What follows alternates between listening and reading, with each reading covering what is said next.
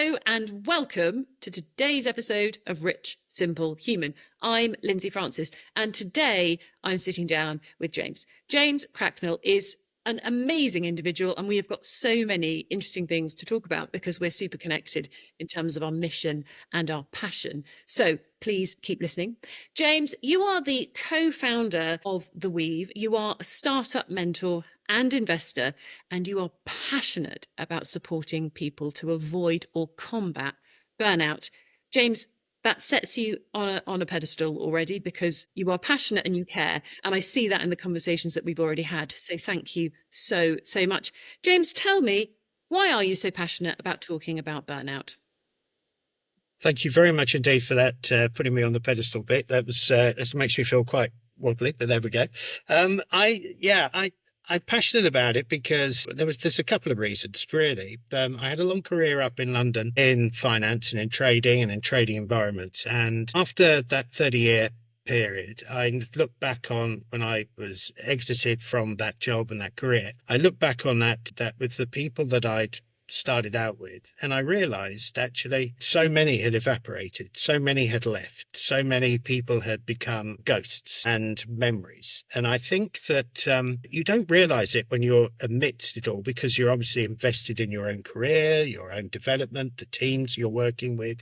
You're developing younger minds, you're developing younger people, and it became a very young industry anyway, and it always was in that trading environment. But when you look back at all of those other people that went through there, you realize that there was something that had eroded them in that period. And it's almost like an atrophy that takes place, a gradual, sort of derobing of people's mindsets, their resilience over time. And it was only really upon reflection and going through this kind of whole transitional period when I got made redundant in 2011 from my career, and I came back to the region, which is North Essex in the UK. And I was very focused upon, well, what can I do to immerse myself in my local region and get people up? And one of the things that I got very involved with was this whole idea of career change, transition through this particular process. I was 49 years old. I'd been made redundant before when I was in my early 30s. And literally by the time I got home on the train, I had 4 job offers and all the other bits. At 49, I didn't have that kind of luxury. I didn't really want to just go back. I really wanted to move forward and do something really different. So career change became a real interest to me. And I think when you're looking at burnout and you're looking at people when they change careers and when they modify, when they go through that reinvention process, burnout is one of these catalysts that can actually get people through it. So there's a positive bit and there is a real negative bit. And that kind of also really interested me. But I created this organization. It was a voluntary organization called the Colchester Executive Job Club. And what we did was we delivered down at the Quaker meeting rooms. I funded it at 15 quid a session every Wednesday evening. There was literally at the start 2 of us that were sitting there thinking about what do we need to do to actually change our lives and move things forward. But we built that up to a community of 180 odd people, and we delivered for 3.5 years every Wednesday evening workshops, training, mentoring, coaching, facilitation, anything that people could do. I went to the job centre every couple of weeks because I had an insurance policy which asked me to do that. Sat there on the benches at the job centre. Everybody said to me, this will be a horrible place to be. It's full of negativity, full of, So I just thought, well, if you go in with that mindset, it will be an absolute horrible place. So what I did was just went into that environment early, started to talk to people, meet people. I met people from the army. I met people from the city. I met people from, all walks of life, and all looked like me in the sense of the age, the kind of area. And I was asked them questions like, well, how did you get here? And it just became really obvious that we were all trying to reinvent the wheel, and we were all trying to do it independently. So what I wanted to do was just to try to get us to be into that place collectively within a community. And we delivered that. We turned it into a cooperative. It didn't work because it was too successful, because all of the senior people got jobs. And so everybody kind of went off and did all their other bits. But it did just give me this sense of real connection to human, to people. right, to people's experiences and burnout, because everybody had been through this particular process. Was left feeling fairly bereft or isolated or vulnerable. And I think bringing people together in a community was the first moment when I realized that collectively there was a really powerful mechanism to bring people together. And then when I started working in the world of startups, one of the things I did was I took some money and I invested it in a local business with a person who was, on the face of it, very hugely passionate about what she did, really, really focused, well respected. We were all on the same page about the direction we were going, the impact of what we were trying to achieve. But it was quite clear after I'd spent a lot of time with her at the front end of the business that things weren't as stable as you felt. And I think that again started to question what it was about her and the pressures associated to running a business, the frustration of a sticky business model, the frustration of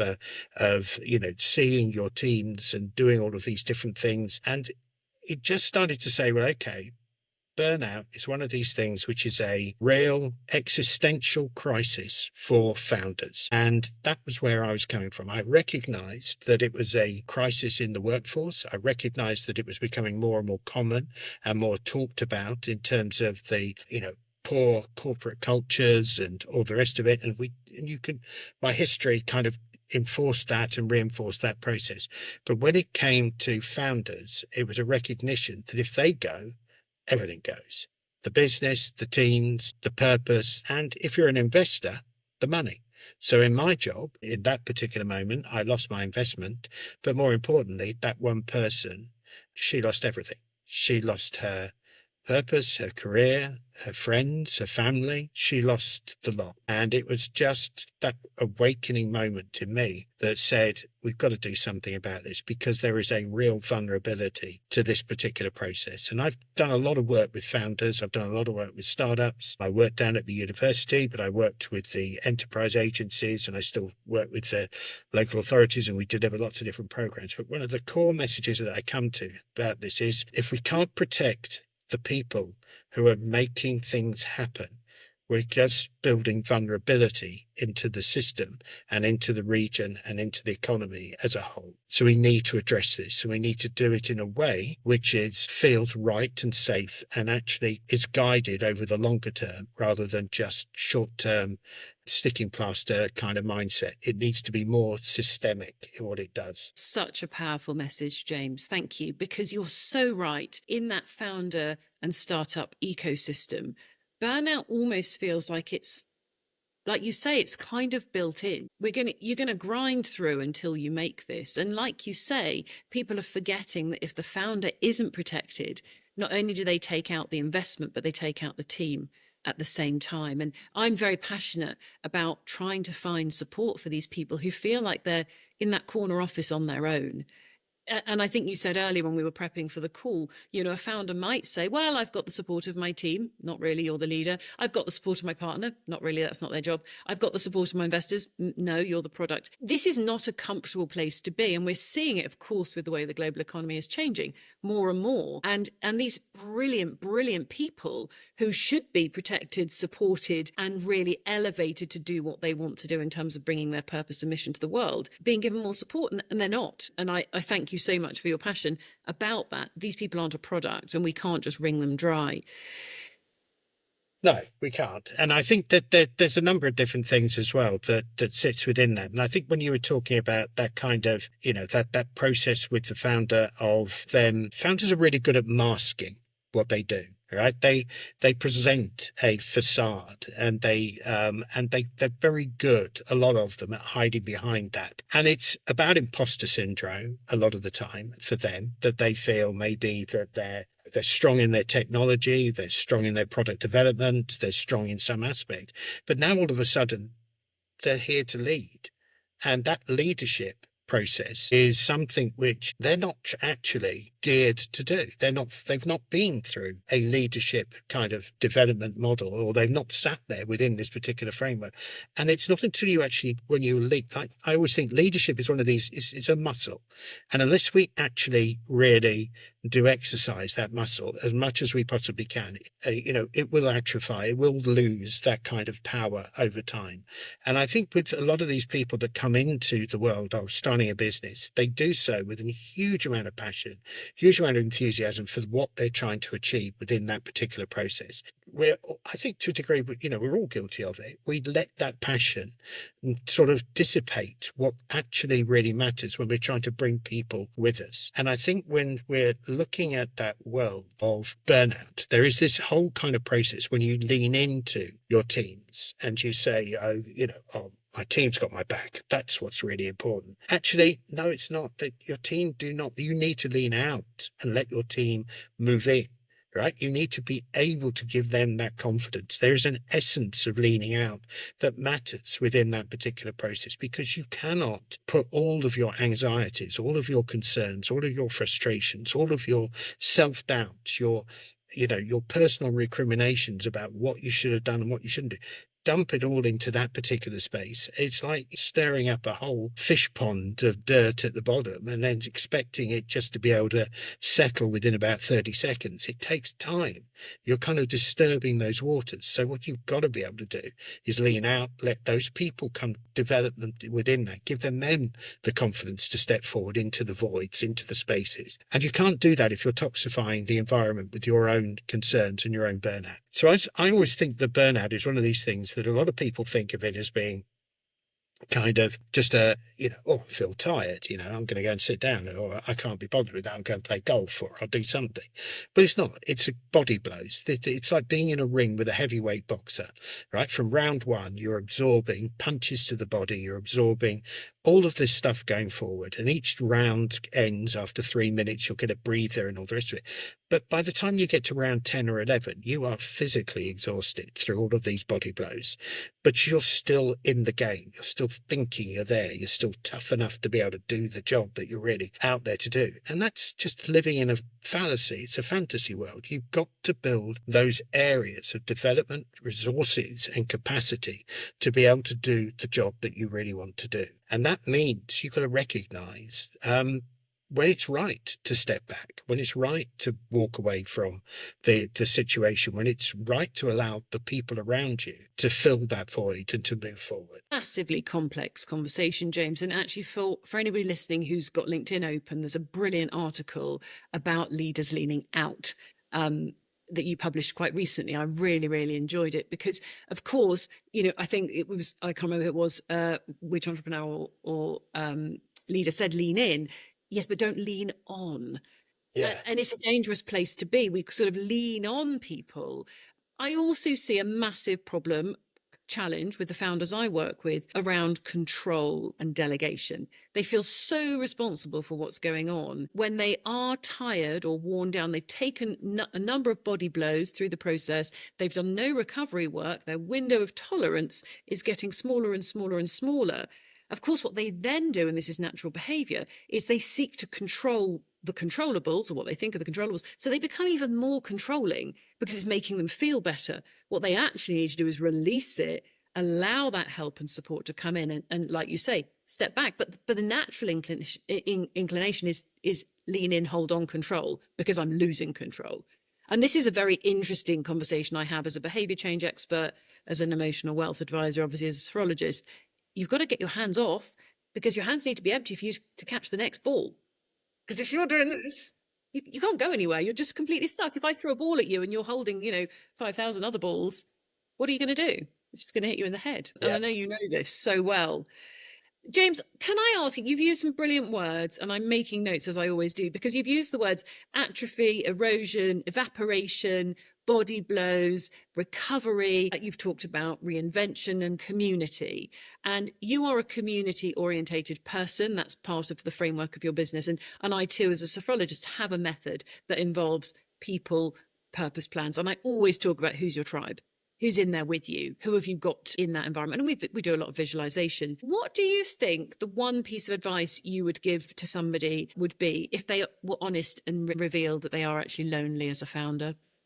I think it is finding the tribe beyond it. I think community is one of these words that gets bandied around so much. It's in a way that has minimized its actual importance. And I think in today's world that level of clarity around a community domain, an area of expertise, an area of interest that really goes. And I think founders and being entrepreneurial and being in that particular space is something that all founders share when it comes to a passion and enthusiasm and a desire to move, to see change actually happen. We've got this kind of idea that community is a model that we work alongside, which is it's an acronym, and I love an acronyms because it's so easy in my head and I can remember. But we always talk about feeding our community, which is facilitate, educate, entertain, and develop. And if we manage that particular feeding process, it builds that metaphor of nourishment and guidance and support. But I think that there are three key areas that all founders really need to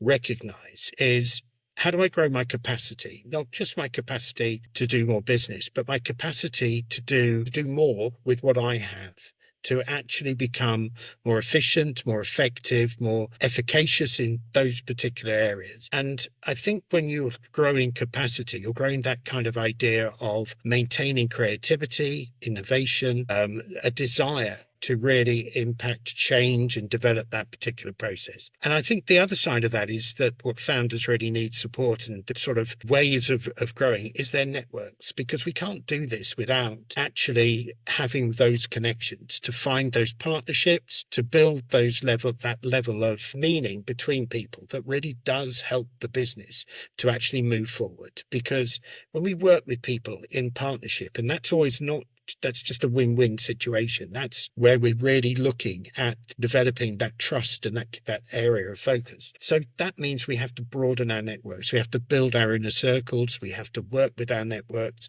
We have to show reciprocity in what we're doing, and we have to show love, and that for the people that we really want to be associated with. And then the final part of that is that area is finding sources of cash, because founders, once they go on this particular journey, whether it's growing your business through, I don't particularly like the expression, but bootstrapping, or organically just growing your business, finding customers, building traction into what you're doing. That takes reinvention as well. That takes recognition that your business models are great, but you need to keep modifying them, keep reflecting back to what your customers really want. And then the second part of that is just to make sure that there is a central place where you can find people that can help fund that particular journey, whether it's investors, grantors, providers, or whatever, and just participation in that. So from the perspective of what I would say to a founder is find your tribe that is agnostic to you in terms of your industry and all the rest of it, but is very much supportive of you in that particular journey and really wants to get to that particular stage. Secondly, look for those partnerships when you're in that tribe that can help you really become more meaningful in terms of the impact that you want to create, and being really clear about what that impact is. And then thirdly, just position yourself to make sure that you've got those routes and pathways for resources that can help you develop and embolden what you're trying to achieve within the business. That's beautiful advice, James. And I really hope that I can create a beautiful reel of that so we can share it more widely, because I think that in itself would change a lot of people's mindsets. James, just for the sake of the audio, can you just remind people of the acronym you just shared for community? Because I think that was very Yeah, powerful.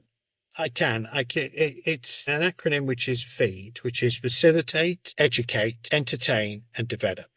And those four pillars of a community, right, stem in a way from building communities of practice, places where people can come together to develop and to share insights to actually grow their knowledge, but become socially connected, and ultimately develop themselves, but develop the community. Find those advocates and voices that can go beyond that. The facilitation is one of these things which I love, and I think facilitation is an underrated leadership quality, right? In terms of how do I get people in a room to connect and to work together. And that is always about having a mindset to ask questions, to find those points of leverage within each other that says, okay, well, that person and that person, I think they would have a really interesting conversation about this, and actually making those connections come together and work for you. And I think it's also about facilitating other people, is about giving them that visibility, that support, that, if you like, that platform for them to stand on, that they themselves can garner confidence and overcome any of that imposter syndrome that they themselves face. And that's something which I feel real communities do very impactfully. What I hate, in a way, is when people say, oh, I've got a community, and all they're really describing is a social media followers, of about 10,000 people who they're connected to or whatever. That's not a community. No, and I'm laughing because I feel the same. It's a lonely business when you're bootstrapping your way through growth, and it's a lonely business being at the top, whether you're a leader, a C-suite, a founder, or actually an investor that's sort of on their own, grappling with some of these issues. Authentic community. I mean, they're two overused words, but I am delighted when I see people like Founders Forum and some of the people creating these sort of founders retreats, because I think it's so important. The bit that I then find sad is that people then say, well, I haven't got time. Oh, I haven't got Yeah. time to do this. I'm already at every networking event going. I feel like I'm talking to investors constantly. I'm out there selling my soul. I don't have time for this. And my will, and I think yours is for other people, is that they pause. They take some time to reflect on what's important. They let go of the stuff that other people can do, and they realize how important the other people and the tribe really is to them, because we can't exist without it. No, we can't. And I think there's also a recognition that, like, I used to, when I first kind of came to the region, I did loads and loads of different networking groups and lots of different things. And I had this kind of realization that no matter what my business was or whatever I was doing, throwing business cards across tables at people. I think I was sitting at I think we were doing a speed networking event for a particular organization, and we were facilitating it. But I always remember sitting around this table, and as this person was talking about certain things, this other person was just flicking business cards. And I just thought, on earth is this what are we supposed to do with all of that kind of stuff? And I thought, that's just nonsense. So when you think about where does real leverage come within the system, it's about, for me, that leverage, that moment of realization is that actually that one relationship, that one connection, that one person within that particular space, they can open the doors to so many different things. And that's the bit which comes when you establish trust. Flicking a card across a business table does not equal trust. Right? Being in that position of supporting somebody, listening to them, advocating for them, willing them on to be successful in what they're ever doing within that, that's where you start to engender that kind of level of trust. And that's where that reciprocity, that connection, that kind of whole area. It's not an easy thing to do to facilitate communities, because a lot of people just simply do not understand what they are. And you've got to be in that educational process of, we're here because we've got your back. And that's where communities really sort of kind of create that level of support and leverage particularly for founders, I think. Yeah, and I think we get a little bit confused, and I'm guilty of this myself, that we're chasing the follows or the likes. So we're thinking a bit like a teenager, oh, I'm super popular, I'm well supported, I'm in a tribe because I've got 5,000 people on my Instagram, 8,500 on my LinkedIn, my podcast had 1,000 downloads, and you start thinking, oh, this is really great. And then in your heart, because I'm very self-aware, because I've learned to listen to my body, I hear this little pain going, but they don't really know who you are, Lindsey, and they're not really your friends. And I'm like, oh yeah. And then I'm like, who are my friends? Well, they're not my clients because they're paying me, and they're probably not my kids or my family because they don't care either. Who are those people? And that's what you're describing. You're describing that weird space that we live in of, Oh, it's all fine. Actually, it's not. There is no authentic community around you. You've just built a load of nonsense, puff and fluff, which are my new words this week. I mean, how much puff and fluff do we have? And they're quite nice words, but they're lovely, but they're useless. You don't need, James, do you want more puff and fluff? No, I not don't. really. No, neither do I. And if somebody says, authenticity, I mean, I'm going. My next question that I'm going to move into, because this is important, is about communication based on values and not tactics. So I'm just going back to that vision that you gave me of the man at the networking meeting or the woman flicking the business cards around the table.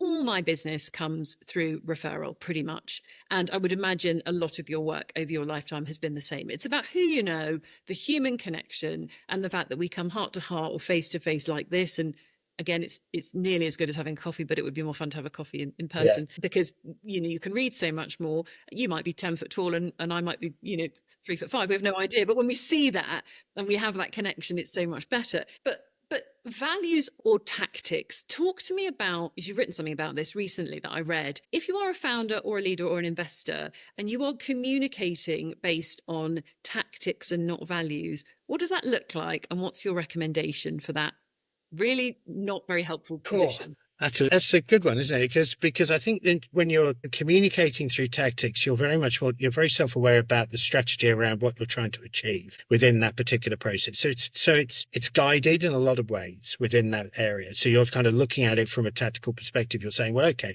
if I say this, that might lead to this, then we can do this. And I think there's loads of good evidence to suggest that tactics are often the culmination of understanding conversations that have been value-led conversations that derive what those tactics there. So it's a kind of almost a circular environment that you're creating within that.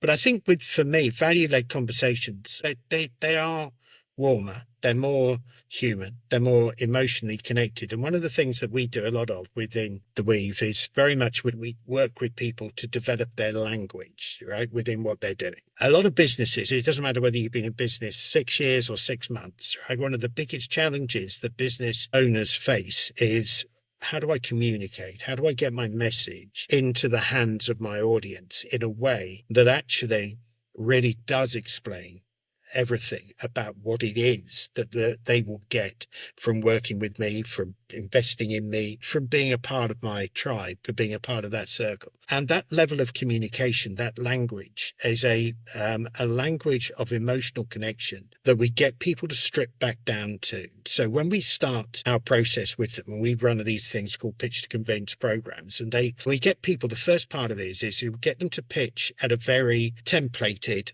consistent way, right? Introduce yourself, what your business does, all of this kind of thing. And then we say, okay, now talk to us in an emotional voice. What's this sound like? What are the impacts that you're doing? And they find it really, really challenging to get to that particular area, because it's starting to become, how do I converse? How do I use the language? What's my lexicon that I'm building within the business? And we create these things called language labs, where we talk to people, get them to have those 2-minute timed moments of explanation, of getting them to actually open up those particular pathways. And it's about, for us, it's an 8-week process of development that they go through. But at the end of it all, first and foremost, they have that what matters to them kind of moment. They'll use a word like community, or they'll use a word like harmony or something like that. And it has a real resonance in themselves, a meaning for themselves that relates to their core values. And that piece of delivery becomes accentuated by their body language, the way that they talk, the way that they then can take that conversation in different directions, because they have the confidence that then all of a sudden those words and those phrases that they have developed and understood become, if you like, stable platforms for them to move their conversations forward. So that becomes almost embedded in their tactics. Where can they insert a word? Where can they insert a conversation? Where can they put something within that particular framework that then opens up those different conversations or dialogues with people, dependent upon who their audience is, dependent on what they want as an outcome for their particular conversation? They use a language which is very much familiar and lived in what they're doing, because that's the bit that really, for them, is a kind of like mind-opening process. We had somebody the other day on one of it, and we did a big session with them around talking about values, talking about what they're like. And she said to us, she said, for the last 10 years, I've been struggling with knowing what I've actually really wanted to communicate. And just by stripping that noise back to what it was, the values, the impact, the thing that actually I really want to be felt and known for, that just opened up a whole language, a whole pathway that I'd been searching for. And it was like shining that torch down that rabbit hole and seeing that there were other areas, and it was a clear definition. So that's, for us, that's core and crucial to every part of a business, because it doesn't matter whether you're a one-man band or whether you've got a team of 20 people. If you've got a common language and a common space of words that you can fill that space with, then it becomes a much more harmoniously connected environment. And I think that's something which works. You've just described also part of the process that is an anecdote to burnout, because burnout is a loss of passion. And what you've just described is being able to go through that experience with the lived language that's aligned with your values, that actually is your passion and purpose coming out into the world. And I think that piece of work, if you are a founder now, by the way, and your inner voice has just said, I've already done that. I've already been on a pitch to convince course, and I've already done my pitch deck, and no. Just listen to yourself, because if you haven't got an authentic value-led language that is communicating your passion, I think you are very vulnerable to burnout, because you've lost why you're actually doing the work in the first place. That was a great way of saying that, James. And I think it's an important reminder, because when I asked you that question, even then I wasn't quite sure what I was asking you about. And because you've got a sophrologist on your team, a huge part of the method that was designed in the 90s and 60s is about values and capacities. What are my values? Why am I here? What is my purpose? Well, to discover your gifts and talents and give them away. That's what a founder's trying to do. But they've done their pitch deck, and they might have paid an agency, and it's done. And then they've put it in the cupboard and forgot about it. But that lived language that demonstrates your purpose, I think, is the key, actually. There you go. We've solved the burnout problem globally. Let's just package that, put it out there, and we're done. Do you think? That and some biometric data, of course, is important to me. And I've mentioned that to you before, because if you're not dialed into your values, your nervous system knows you're vulnerable. And this fear creates this horrible disquiet in your body. And that's where I come in with my data tracking and what's actually going on here, and are you really aligned with your values, or is your body saying, what's that song, my mind's saying no or my body's saying yes? You know the one I mean. I can't sing it because it's awful, but it's like romantic. My body's saying yes, my mind's saying no. I know, I can't remember. But it's that we don't want that. That is not authentic. That is not congruent. That is not helping you in your journey. Anyway, I'm now on my high horse, but you're so right, James. And for anybody listening, if you would like to have a refresh or speak to James about that process, please do, because it's actually one of your core offerings, and it's so important to what people do. James, can I ask you about the way that people can engage with you if they're listening to this and they want to come and work with you, think, I really like what James is saying, it sounds like I need your support. How do you normally engage with people, and what do they normally get when they come through your door? Okay, so first and foremost, they get a welcome. That's for sure, because I'm always open for conversations with people, and I'm always open for virtual coffees or whatever. LinkedIn is my favorite platform for just making those connections and meeting, and also it's a space where I feel very much more sort of kind of engaged in terms of putting content into that particular space. But we have a community platform that we work with as well, and that's on our Mighty Networks platform. That's called that's We at the Weave, and people can connect to us through Mighty Networks if they've got that particular platform. But then the other aspect of it is that we're in the process of also developing an app, and that's something I'd like to just sort of very briefly touch on, because the app is called Founder Thrive.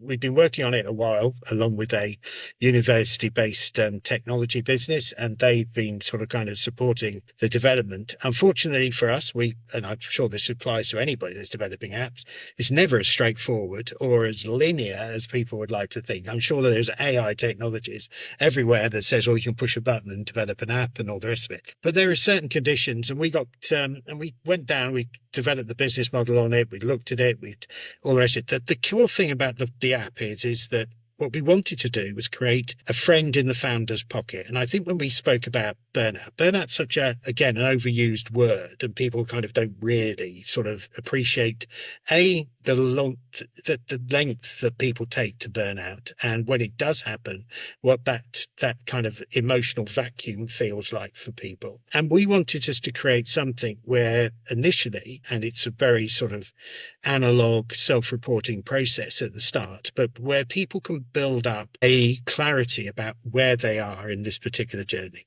And I know that eventually we want to go down into the wearables, into the technology, into that area. But it's important for us to recognize first and foremost that we educate people around that. And I'm glad you brought up the word of sophrology, because one of the big things for us in the Weave, when we started to work with a lady called Sandrine Sickleton-Perrin, and we started to work with Sandrine, was this was a whole new area of thinking that we kind of connected to. And for me, I found out, about sophrology when Sandrine came into the University of Essex startup team that we're a part of.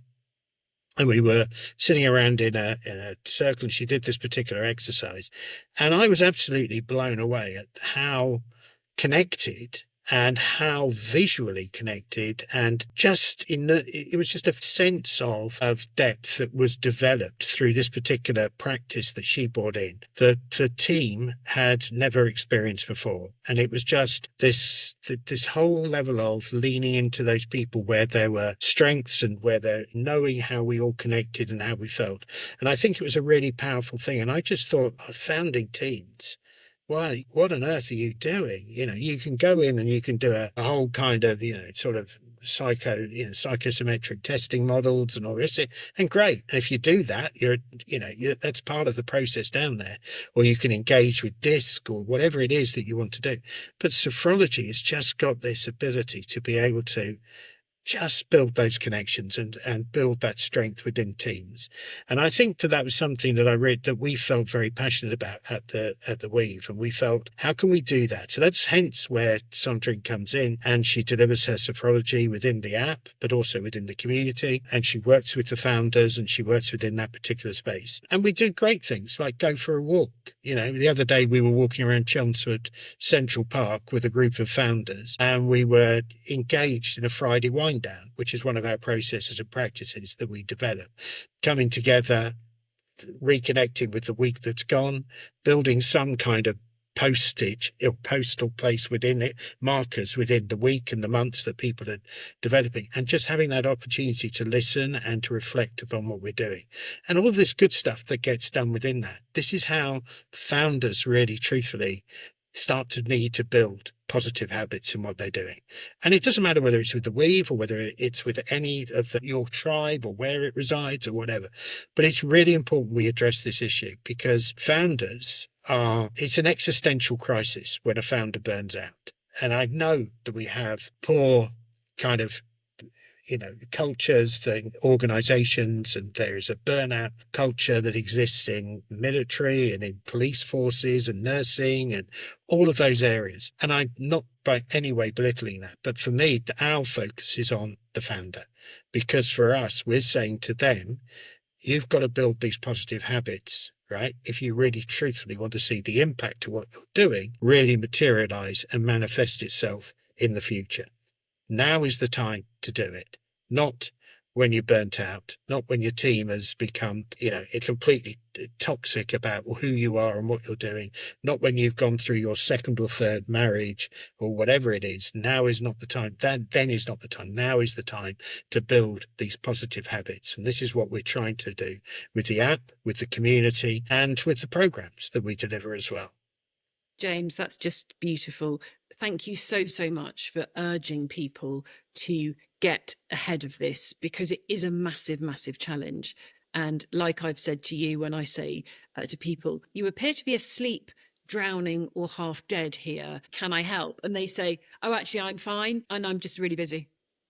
I'm like, wow, this is not where we want to be going. So if you are feeling that right now, please take action. Please speak to James or me or anybody else that's in this sort of field of providing support.